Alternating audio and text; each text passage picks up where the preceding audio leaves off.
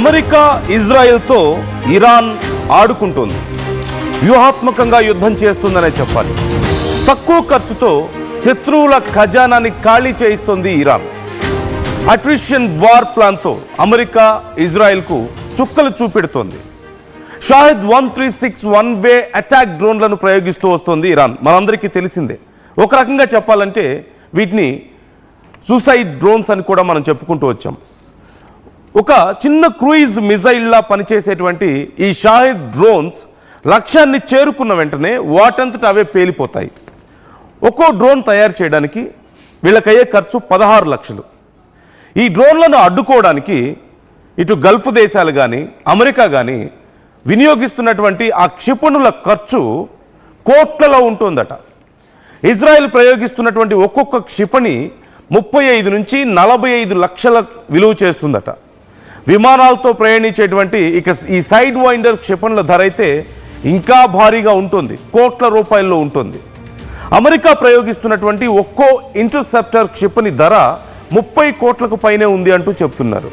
అంటే ఒక 16 లక్షల డ్రోన్ని ఎదుర్కోవడానికి, కూల్చివేయడానికి 30 కోట్ల క్షిపణిని ఖర్చు పెడుతోంది యుఎస్. మరోవైపు ఇజ్రాయెల్ పరిస్థితి ఇలాగే ఉంది. ఇదే ఇప్పుడు యుద్ధంలో చాలా ఇంట్రెస్టింగ్ అండ్ ఫినాన్షియల్ టెన్షన్ పాయింట్ని రైజ్ చేస్తోంది. యుద్ధం ఎక్కువ కాలం కొనసాగితే అమెరికాలో ఆర్థిక మాంద్యం తప్పదు అంటూ నిపుణులు అంచనా వేస్తున్నారు. నేను ఏమైనా పర్లేదు, ప్రత్యర్థి మాత్రం నాశనం కావాల్సిందే అనే ఫార్ములాతో భయంకర యుద్ధం చేస్తోంది ఇరాన్.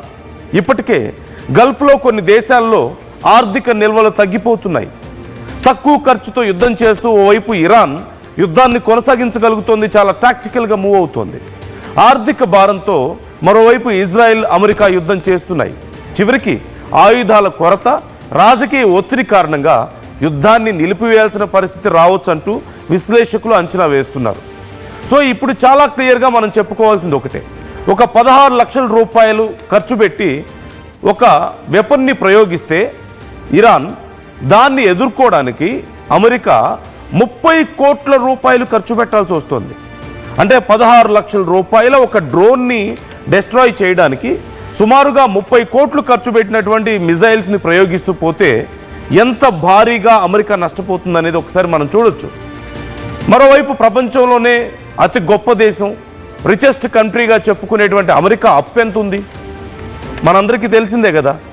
అమెరికా అప్పు $38.78 ట్రిలియన్ ఉంది. అంటే సుమారుగా $39 ట్రిలియన్ ఆఫ్ డెట్ ఇప్పుడు అమెరికాకు ఉంది. ఒక్కొక్క మనిషికి దీన్ని కౌంట్ చేసుకుంటూ పోతే మన కరెన్సీలో చూస్తే 1,20,00,000 పైనే చెప్పుకోవాలి.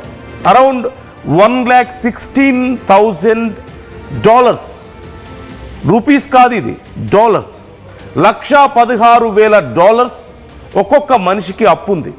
అంటే మన కరెన్సీలో అప్రాక్సిమేట్లీ 1,30,00,000 వరకు అనుకోవచ్చు. 1,20,00,000 నుంచి 1,30,00,000 వరకు ఒక్కొక్క మనిషి తల మీద అప్పు ఉంది అమెరికాలో. సో ఇప్పుడు ఈ యుద్ధం కారణంగా అది మరింత పెరుగుతోంది అంటున్నారు. ఈ మధ్య కాలంలో చాలా డ్రాస్టిక్గా పెరుగుతోంది.